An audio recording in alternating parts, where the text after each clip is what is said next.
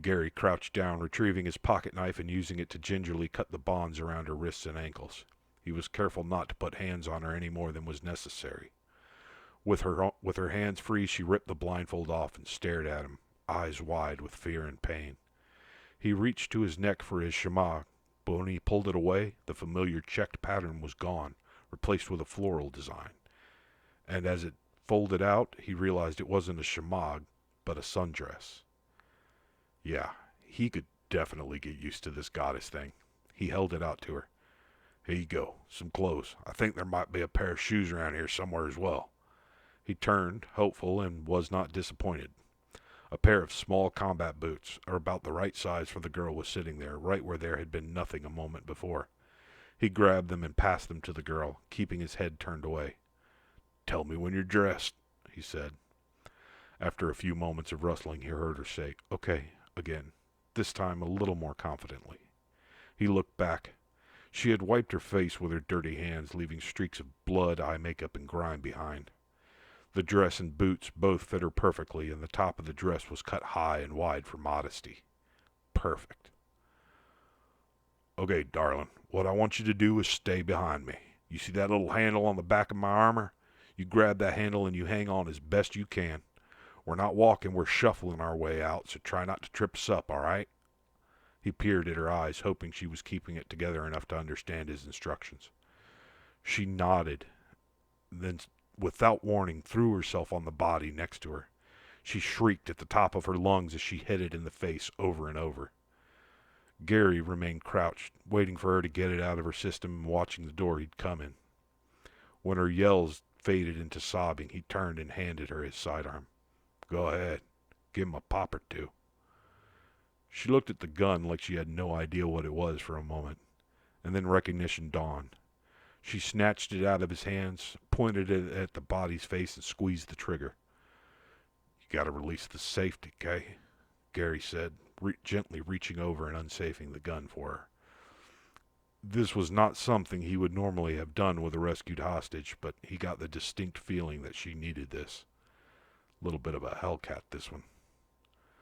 The 45 ACP rounds were loud, and two of them ruined what was left of the guy's face. To Kathy's credit, she stopped squeezing the trigger after the second one and handed him the handgun back. He safed and holstered it right as she bent over and puked.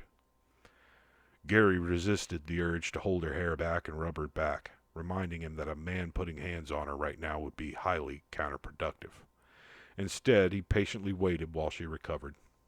When she looked good enough, he asked her, You ready to go? She nodded.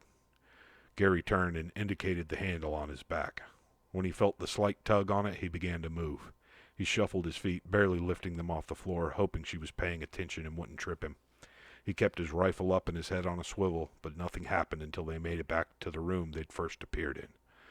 Inanna stood there, pinning a man to the wall with one hand on his face, her own rifle hanging from the sling.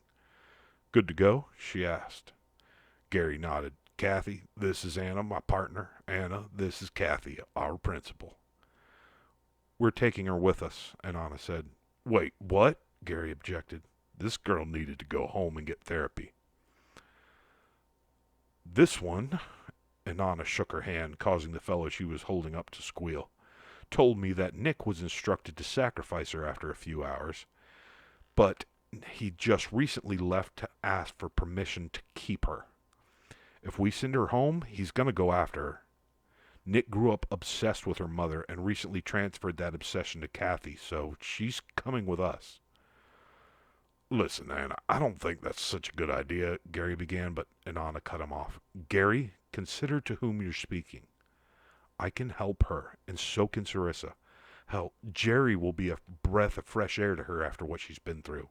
He's about as threatening as a warm pussy. Gary had to admit she made a good point.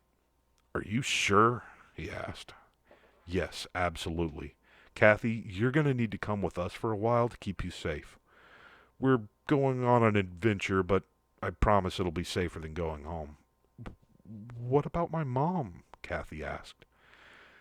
Gary's heart almost broke again. Here she was, just minutes removed from being raped and brutalized by these fuckers, and she's concerned about somebody else. Nick has lost interest in your mother, dear, Inanna said. Isn't that right, Harold? She shook the pen guy again, and he made a motion that Gary thought could have been frantic nodding. So, are we ready?